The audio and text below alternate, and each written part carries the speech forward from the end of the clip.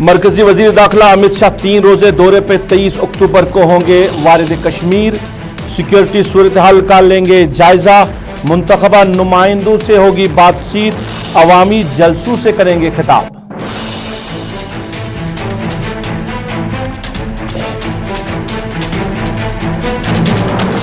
बटादोरिया राजौरी में फिर से सुनाई दी गई गोलियों की आवाज। 12वें रोज में दाखिल हुआ मोरका। 2 फौजी अफसर समेत 9 की अभी तक हुई मौत।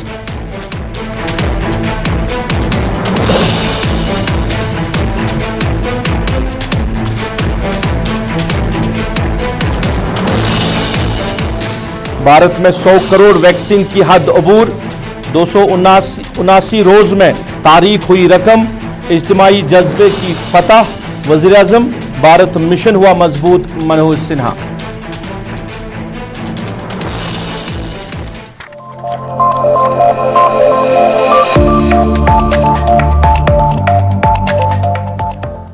आदाब नाज़रीन, आप गुलिस्तान के स्टूडियो से बराह रास्त स्पेशल रिपोर्ट देख रहे हैं। मैं आपका मेजबान रऊफ फारूक। की स्पेशल रिपोर्ट में सबसे पहले बात करेंगे कल यानी 23 अक्टूबर को वजीर दाखिला अमित शाह जम्मू कश्मीर के 3 रोजे दौरे पर आ रहे हैं और कल वो वारिद कश्मीर होंगे और दौरे के दौरान सिक्योरिटी सूरत हाल का जायजा लिया जाएगा, क्योंकि हालिया दिनों में जो हलाकतें हुई है और जिस तरह सिचुएशन बनी है बॉर्डर पे, उस हवाले से भी बातचीत होगी यहाँ के फौजी अफसरान के साथ और साथ साथ पुलिस के आला अधिकारियों के साथ। और उसके बाद जम्मू में भी पब्लिक रैली का इनेकाद किया गया, वहाँ पब्लिक रैली से खिताब भी करेंगे और यहाँ कश्मीर में भी जो मुंतखबा नुमाइंदे हैं उनके साथ तबादले ख्याल करेंगे वजीर दाखिला। अब सिक्योरिटी के हवाले से बात करें तो शहरी श्रीनगर में काफ़ी ज़्यादा सिक्योरिटी को हाई अलर्ट पे रखा गया है।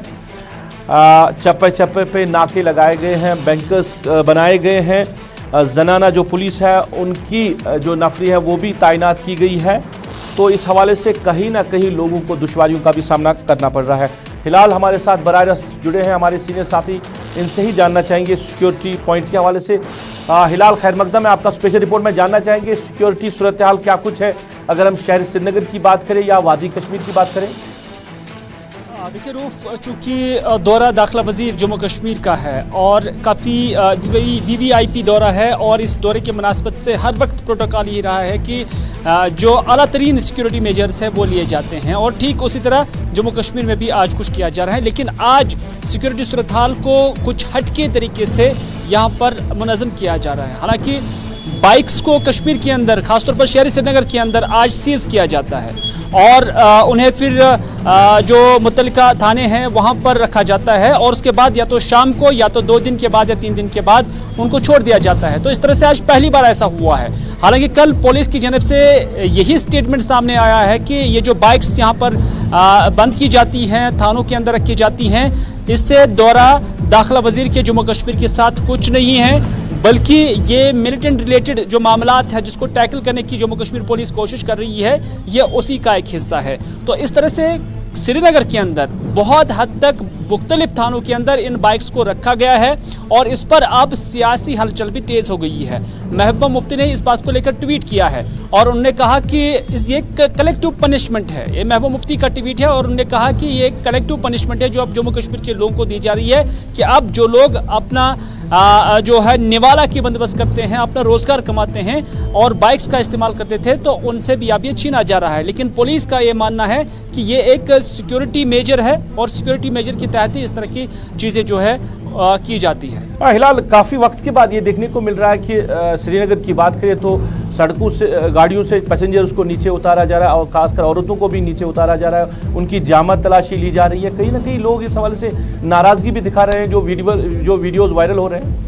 बिल्कुल, हम सोशल मीडिया प्लेटफॉर्म्स को देख रहे हैं और वहाँ पर गम गुस्से का इजहार किया जाता है। मुख्तलिफ जो हैंडलर्स हैं वो यही लिखते हैं कि अगर ये चीज़ें हुई हैं, अगर इस तरह सिक्योरिटी के मेजर्स हैं तो फिर ज़िंदा रहना इस वजह से बहुत मुश्किल हो जाएगा, क्योंकि कमाई फिर कुछ नहीं होगी। क्योंकि यहाँ बहुत सारे जो नौजवान हैं जो बाइक्स चलाते हैं और उसके बाद मुख्तलिफ प्राइवेट कंपनियों में काम करते हैं, चाहे वो रनर के तौर पर काम करते हैं या डिस्पैचर के तौर पर काम करते हैं, तो इस तरह से उनका आना जाना आज के दौर में जब जो फ्यूल के रेट्स भी काफ़ी हाई हैं, तो इस वजह से मोटरसाइकिल हर कोई ऑप्ट करता है। यहाँ तक कि सरकारी मुलाजिम भी आज बाइक ही इस्तेमाल करता है, इस वजह से कि महंगाई बहुत ज़्यादा है।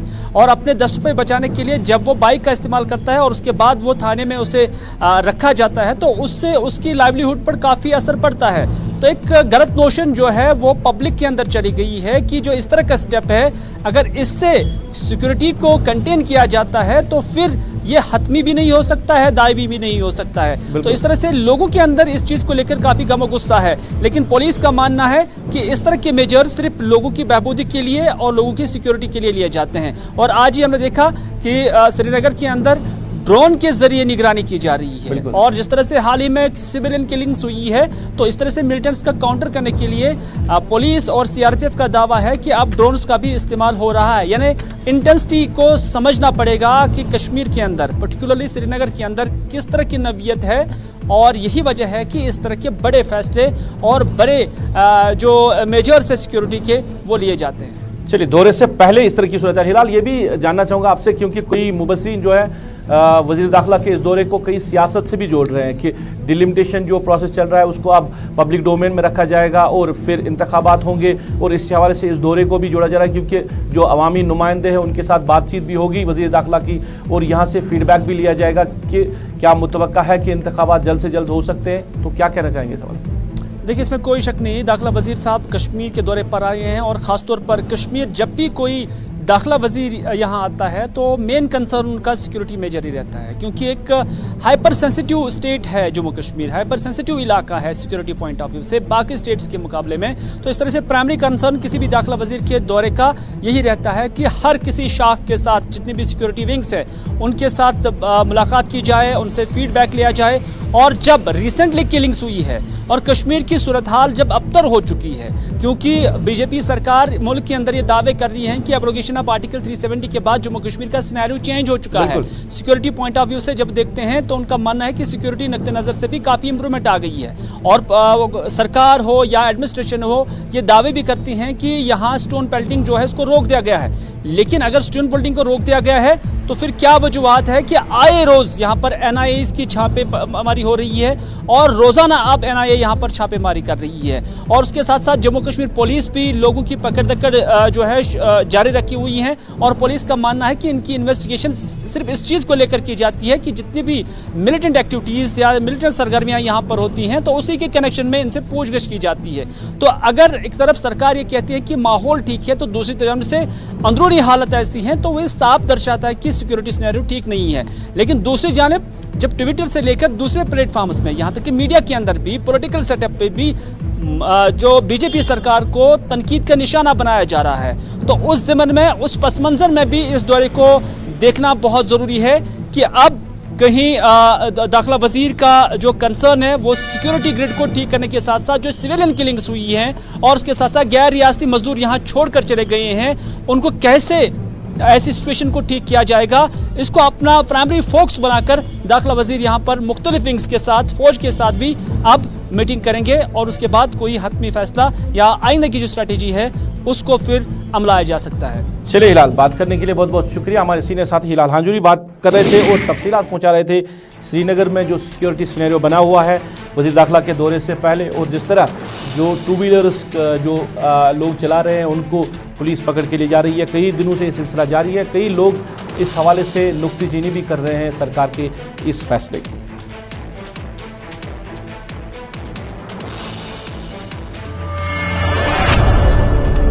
नाज़रीन, स्पेशल रिपोर्ट में आप जरा बात करेंगे राजौरी का बट्टा दूरिया इलाका, जहां पे आज फिर से गोलियों का तबादला शुरू हुआ है और तकरीबन 46 घंटों के बाद यहां पे फिर से गोलियों की आवाज़ सुनाई दी गई है। पिछले दिनों फौज ने ऐलान भी किया था कि जो आम लोग हैं वो इस इलाके का रुख ना करें, अपने घरों में बैठे, अपने माल मवेशियों को बाहर ना छोड़े और बच्चों को लेकर अपने घरों में बैठे। और उसके बाद ही 46 घंटों के बाद ही अब वहाँ पे गोलियों का तबादला फिर से शुरू हुआ है।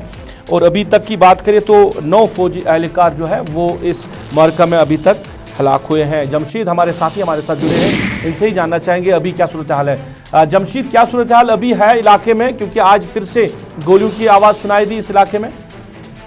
तो बिल्कुल, अगर 46 घंटे के बाद बात करें भाटा दुनिया के जंगल में आज सुबह दोबारा जो फायरिंग का सिलसिला शुरू हुआ था वो इस वक्त भी रुक रुक कर चल रहा है। हालांकि पिछले कल दिन हमने देखा था पूरी तरह खामोशी छाई थी, मगर पिछले 12 दिन से इस इनकाउंटर को लगातार चल रहा था, जिसमें आज दोबारा शिद्दत की गोलाबारी हुई है। पहले गोलियों की आवाज सुनाई देती थी, मगर आज सुबह गोलों की आवाज भी धमाके जोरदार सुनाई दिए जा रहे हैं। हालांकि जराये से खबर सामने आई थी कि इस इनकाउंटर में सेना का एक जवान जख्मी हुआ है, मगर इसकी सेना की तरफ से तस्दीक नहीं की गई है।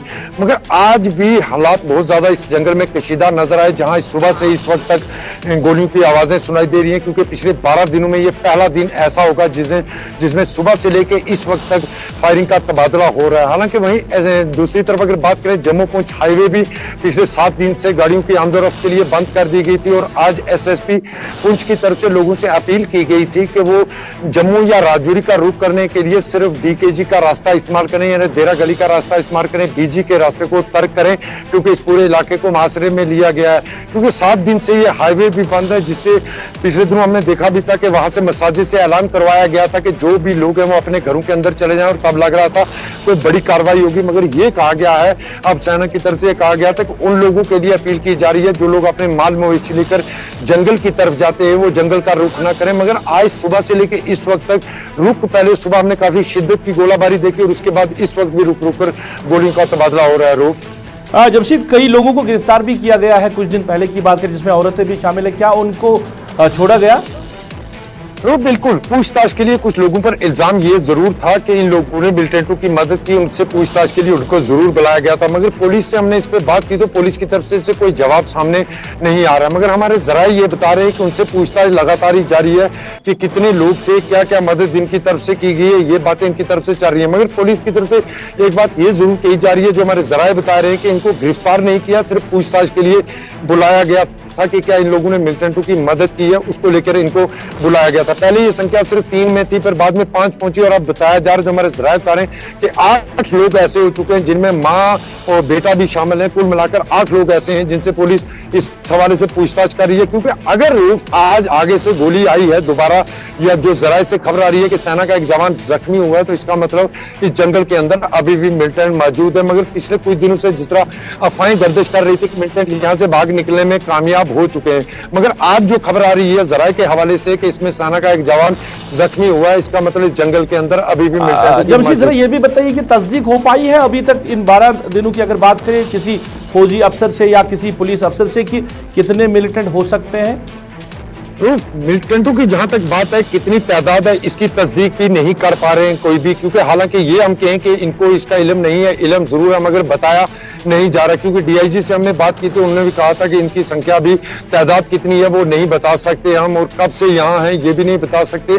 क्योंकि पिछले 7 या 8 दिन की अगर बात करें, यहाँ से फायरिंग की जाती थी, मगर मिलिटेंटों की तरफ से कोई जवाबी फायरिंग की आवाज नहीं सुनाई दी गई थी। मगर आज जो हमारी बात हो रही है जराये से, वो यही कह रहा है कि आज मिलिटेंटों की तरफ से भी आगे जो अभी फायरिंग की गई है। चलिए जमशीद, हम तक तफसीलात पहुंचाने के लिए बहुत बहुत शुक्रिया। हमारे साथी जमशीद मलिक तफसीलात पहुंचा रहे थे कि आज भी गोलियों का तबादला हुआ इस इलाके में, और तकरीबन 46 घंटों के बाद ये दोबारा से गोलियों की आवाज़ सुनाई दी है, और दोनों तरफ से जो है वो गोलियों का तबादला अभी भी वहाँ पे जारी है।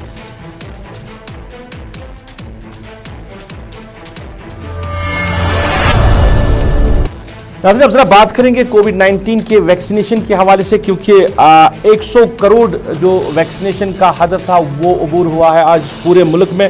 और आपको याद होगा 16 जनवरी को मुल्क में ये वैक्सीनेशन प्रोसेस की शुरुआत की गई थी, और 279 दिनों के अंदर 100 करोड़ लोगों को वैक्सीनेशन का डोज दिया गया है, जिसमें तकरीबन 37% ही लोग ऐसे हैं जिनको दोनों डोज दिए गए हैं। बाकी जो है, बाकी लोगों को एक डोज के हवाले से बात है तो वो काफ़ी ज़्यादा तादाद है, और 100 करोड़ लोगों का ये जो पूरा, तो इसमें अगर बात करें तो उत्तर प्रदेश जो है वो रियासतों में पहले नंबर पे है कि जहाँ पे ज़्यादा तादाद में लोगों को वैक्सीनेशन डोज दिया गया है। और जम्मू कश्मीर की बात करें तो 20वें नंबर पे जम्मू कश्मीर आ रहा है।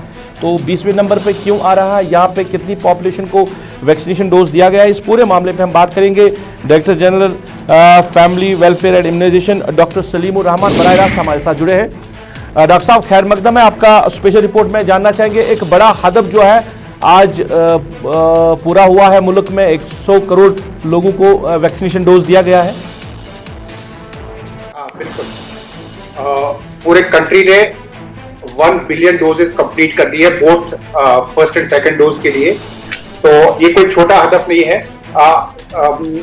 100 मिलियन लोगों को वैक्सीनेट करना, ये तो मुझे लगता है अगर मतलब half of the world's population is being vaccinated over here. अगर आप कहोगे कि बाकी इटली, यूरोप में लोगों ने वैक्सीनेट किया है, उनका भी 56% 60% वैक्सीनेशन है, लेकिन उनकी पॉपुलेशन ओवरऑल हमसे बहुत कम। डॉक्टर साहब, अगर हम जम्मू कश्मीर, आवाज बहुत आ रही है पीछे से। जी जी जी जी, मुझे मतलब वहां से ऑडियो क्लियर नहीं है। दोबारा से कोशिश करेंगे उनके साथ राब्ता कायम करने की। चलो अब क्लियर है, क्लियर है। डॉक्टर साहब, आवाज आ रही है अब? हाँ, अब आ रही है। अगर हम जम्मू कश्मीर की बात करें तो 20वें नंबर पे जम्मू कश्मीर आया, तो वजह जानना चाहेंगे आपसे, 20वें नंबर पे क्यों? मैं आपको ये बताना चाहूँ, जहां से आपने ये डेटा रिट्रीव किया है वो डेटा ठीक नहीं है। हम 20वें नंबर पे नहीं है, टेक्निकली हम ऑलमोस्ट नंबर 1 पे है। अभी कल ही गवर्नमेंट ऑफ इंडिया ने एक डेटा रिलीज किया था जिसमें टॉप 5 स्टेट्स जो थी, उसमें J&K is one of the top 5 best states in the state oblique UTs in the country. लेकिन आप जो कह रहे हो 20वें नंबर है, ये तो बिल्कुल नहीं है। हम तो अभी इकोनॉमिक टाइम्स की एक सर्वे भी आई थी, गवर्नमेंट ऑफ इंडिया का डेटा भी है, जिसमें we are only second to Himachal. जी, हिमाचल ने 100% पॉपुलेशन को कवर किया है काफी देर 15-20 दिन पहले, लेकिन हमारा और उनका पॉपुलेशन का डिफरेंस बहुत है। उनकी टोटल पॉपुलेशन 67 लाख है और उनका टारगेट पॉपुलेशन जो 18 एबो है वो 66% जो बनता है वो अराउंड 51 लाख बनता है, और 51 लाख J&K ने आज से 2 महीने पहले कंप्लीट किया हुआ है। We have completed on first dose till date around 95 lakh people जी, सिर्फ फर्स्ट डोज में, और टोटल डोजेस हमारी 1,45,00,000 डोजेस हमने दिए both first and second dose के। तो we are not 20th number, definitely not. We are number 2 in the country, and अगर देखा जाए पॉपुलेशन के हिसाब से we are having higher population than Himachal also. हमारे से आगे वो स्टेट्स आगे हैं या यूटीज है जो छोटी छोटी है। फॉर एग्जाम्पल आपकी गोवा अगर है तो वो तो 14 या 15 लाख की पॉपुलेशन है टोटल। वो जो उनका टोटल टारगेट ग्रुप है वो तो हम हर हफ्ते में कंप्लीट कर देते हैं। और if you tell me that Leh is doing better than J&K, तो there total population is 3.5 lakh. और लक्षद्वीप की बात करेंगे या आप गोवा एंड दमन दीव की बात करेंगे, no we are definitely better than many places. I think number 2 in the country. तो आपको भी अपना डेटा चेक करना पड़ेगा। डॉक्टर साहब, ये आपने पहले डोज की बात की, तो दूसरा डोज क्यों सारे लोगों को नहीं दिया गया है? क्या वजह है इसकी? क्योंकि बेशतर लोग जो शिकायतें कर रहे हैं अभी भी कि उनको पहला डोज जो है काफी टाइम पहले दिया गया है, वो दूसरा डोज उनको नहीं मिला है। अगर आपके पास कोई शिकायत आती है तो रादर वो शिकायत क्यों कर रहे हैं? हम तो प्रोएक्टिवली उनको ढूंढ रहे हैं। अगर उन्होंने कंप्लीट किया है, इसको कहते हैं overdue dose. Rather we are looking for them. हमने तो एक कॉल सेंटर भी बनाया है कि लोगों को कहते हैं जिनको ड्यू है और वो अगर उनको ना मिला प्लीज कम टू अस। लेकिन आपको ये भी बताऊं कि नेशनल एवरेज 31% अचीवमेंट है सेकेंड डोज में, और हमारी 50% है आज की डेट। और फर्स्ट डोज में नेशनल एवरेज 74 है और हमारा 102% हो गया है। तो और अगर किसी जो आपके व्यूअर्स है, if they are listening to me, तो जिसको भी सेकेंड डोज ओवर ड्यू है, they should please go to the centre, they will be given preference over other people. Doctor साहब, ये भी जानना चाहेंगे क्योंकि स्टॉक की कमी भी देखने को मिली है। काफी टाइम हमने ये भी सुना कि स्टॉक अवेलेबल नहीं है, जिसकी वजह से जो प्रोसेस वैक्सीनेशन का है वो रुका पड़ा हुआ है। ओहो, आपका आज का डेटा ठीक नहीं है। नहीं, आज के डेट नहीं डॉक्टर साहब, आज के डेट की बात नहीं कर रहे हैं। हमने मरहलावार तरीकों में देखा कि कई बार कहा गया है कि जो स्टॉक है वो अवेलेबल नहीं रहता है, इस वजह से। मैं बताता हूँ, हाँ एग्री। जब बहुत पहले की बात है ये, आज की डेट में हम एक दिन में, पिछले दिनों जब हमारा फर्स्ट डोज कंप्लीट करना था, हमारी एवरेज पर डे वैक्सीनेशन थी 1.6 लाख। और अब जब फर्स्ट डोज हमने 100% कंप्लीट की, now still we are doing 1 lakh people every day. और ये पॉसिबल तब हुआ, रादर J&K एक वाहिद यूटी है कंट्री में जिसको वैक्सीन सरप्लस मिल रहा है। वो बिकॉज ऑनरेबल LG की डायरेक्ट इंटरवेंशन और हमारे चीफ सेक्रेटरी और एडिशनल चीफ सेक्रेटरी की डायरेक्ट, क्योंकि उनके अपने रिलेशंस हैं वहां पे गवर्नमेंट ऑफ इंडिया में, मिनिस्ट्री ऑफ हेल्थ में, उनकी डायरेक्ट इंटरवेंशन से हमें एक्स्ट्रा वैक्सीन मिलता रहा। और आज की today we have 20 lakh vaccine available in Jammu and Kashmir. तो वैक्सीन सरप्लस है, और ये इसलिए भी है कि we are preferred then over the other states. Doctor साहब, वो बिलो 18 साल की उम्र के कम जो बच्चे हैं उनको जो वैक्सीनेशन की बात कही जा रही थी, उनको वैक्सीन दिया जाएगा क्योंकि तीसरी वेव जो है ये बच्चों में ज्यादा पाई जा सकती है, तो इस हवाले से कोई इनिशिएटिव लिया गया अभी? हाँ, इसमें अभी देखो, this is a call to be taken by government of India, लेकिन जहां तक हमारा ताल्लुक है, we are ready and prepared कि जब भी हमें कहा जाएगा कि 12 से 18 शुरू कर दो, we are ready, we have calculated the data, हमने डिनोमिनेटर को देख लिया है, डिस्ट्रिक्ट वाइज देखा है कितना लोड बन रहा है, we are ready, we are prepared. इस जिम्मेदारी में अभी कल ही एक वर्कशॉप भी हुई है, WHO की एक वर्कशॉप हुई है हमारी स्टेट लेवल ऑफिसर से, क्योंकि उसकी टेक्निक और डोजेज डिफरेंट है as compare to the adult population. तो वो वैक्सीन क्या अवेलेबल है? वैक्सीन अभी अवेलेबल नहीं है, but vaccine can be made available very shortly if they start. तो ये प्रोसेस स्टार्ट हो सकता है कभी? कोई इस हवाले से कोई गाइडलाइन है?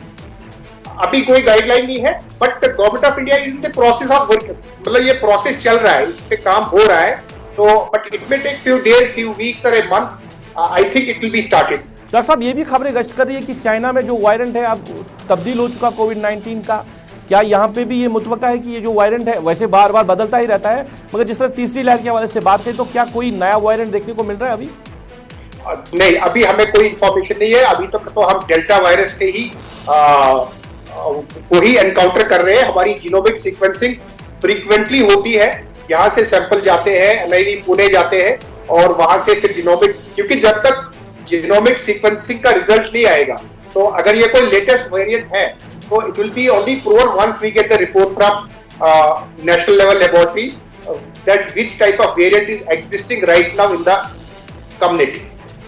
चलिए डॉक्टर साहब, तफसीलात पहुंचाने के लिए बहुत बहुत शुक्रिया।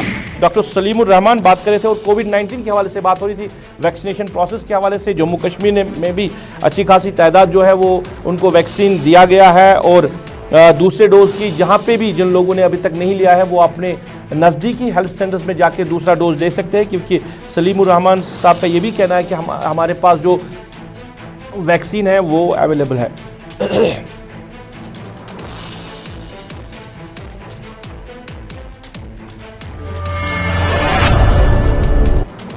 नाज़रीन, आपको याद होगा कि पिछले कुछ दिन पहले साबिका जो यहाँ के गवर्नर थे सत्यपाल मलिक ने का एक बयान सामने आया था, एक प्रेस कॉन्फ्रेंस में उन्होंने कहा था कि जो रोशनी एक्ट है उसके हवाले से जिन लोगों ने ज़मीनें हासिल की है उनमें पहले महबूबा मुफ्ती साहब का वज़ीर आला का नाम आया था। उन्होंने कहा कि फिर तस्दीक करने के बाद, वेरीफाई करने के बाद ये सही साबित हुआ कि उन्होंने भी रोशनी एक्ट में ज़मीन हासिल की है। उस पर रद्दअमल जाहिर किया था महबूबा मुफ्ती ने। उन्हें कहा था कि या तो सत्यपाल मलिक अपने बयान को वापस ले या डिफेमेशन के लिए तैयार हो जाए, और आज तक तो ये देखने को मिला कि सत्यपाल मलिक ने जो अपना बयान है वो वापस नहीं लिया है, और आज बाज़ाब्ता तौर पर PDP सदर की तरफ से सत्यपाल मलिक को एक डिफेमेशन जो है एक नोटिस भेजा गया है 10 करोड़ रुपए के हवाले से। उनका कहना है कि उन्होंने उनकी इज्जत के हवाले से बात की, इस हवाले से उनकी ज़ात के हवाले से बात की थी इस प्रेस कॉन्फ्रेंस के दौरान,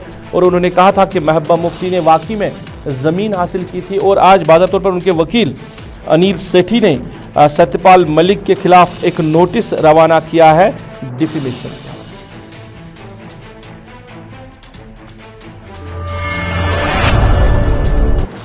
नाज़रीन, अब ज़रा बात करेंगे मौसम के हवाले से, क्योंकि महकमे मौसमियात का कहना है कि आज शाम देर गए से मौसम में तब्दीली आ सकती है, और वादी की बात करें तो मैदानी इलाकों में बारिशें हो सकती है और तेज़ बारिशें होगी, और जो बालाई इलाके हैं वहाँ पे बर्फ़बारी होगी और अच्छी खासी बर्फ़बारी मुतवक्का है इन इलाकों में। और पहले ही महकमे मौसमियात ने यहाँ के लोगों को इस हवाले से आगाही दी थी, क्योंकि अभी मेवा का सीज़न यहाँ पे चल रहा है, अभी मेवा उतार रहे हैं लोग अपने इलाकों में, तो उस हवाले से उन्होंने उन लोगों के हवाले से ज़्यादा एडवाइजरी जारी की थी कि वो जो भी मेवा अभी दरख्तों पे हैं उनको उतारा जाए जल्द से जल्द, क्योंकि मौसम में जो है वो तब्दीली मुतवक्का है, और ये तब्दीली बड़ी तब्दीली है। और उनका ये भी कहना है कि 24 अक्टूबर बाद दोपहर से फिर मौसम जो है वो ठीक होने के आसार नज़र आ रहे हैं। डिप्टी डायरेक्टर मेट्रोलॉजिकल डिपार्टमेंट क्या कह रहे हैं इस हवाले से, हम आप तक पहुँचा रहे हैं। जिस तरह से हमारी पेशेंट गोई है पहले से 22nd इवनिंग से जो है मौसम खराब हो जाएगा और अब आलूद हो जाएगा आज लेट आफ्टरनून से ही, और हायर रिचेस में जो है लाइट रेन के चांसेस हैं। और जैसे जैसे सिस्टम बढ़ेगा 23rd को जो है सिस्टम का मेन एक्टिविटी है, फिर 24th आफ्टरनून तक जो है रहेगा मौसम ऐसे ही। तो कुल मिला के जैसे हमने एडवाइजरी इशू की थी इसमें बिल्कुल साफ तौर पे लिखा गया था कि लाइट स्नोफॉल के चांसेस हैं प्लेन्स में भी, मिडल रिजेस में मॉडरेट स्नोफॉल के, और हायर रिजेस में जो है मॉडरेट स्नोफॉल के चांसेस है, और कुछ एक जगहों पे हेवी स्नोफॉल के भी चांसेस है। बाकी जम्मू रीजन में भी दरमियाना दर्जे की बारिशें बिल्कुल रहेंगे, खासकर 23rd को, और जम्मू के जो हायर रिजेस हैं वहाँ पे भी स्नोफॉल के इम्कान हैं। जिस तरह से हमने 20 तारीख को ही एडवाइजरी इशू किया था जिसमें लिखा गया था कि आप अपने फल फ्रूट वगैरह है उनको जितना जल्दी हो सके उतारें, क्योंकि और टेम्परेचर जब डिप होगा तो लाइट स्नोफॉल के चांसेस हैं यहाँ पे भी। बाकी लोगों को हमारी तरफ से है पैनिक ना। चलिए, इसके साथ ही अभी तक की स्पेशल रिपोर्ट से अपने मेज़बान को इस वादे के साथ दीजिए इजाज़त, आप अपना ख्याल रखेंगे, हमें अपनी नेक दुआओं में याद रखेंगे। अल्लाह आपका हमारा सबका निगहबान।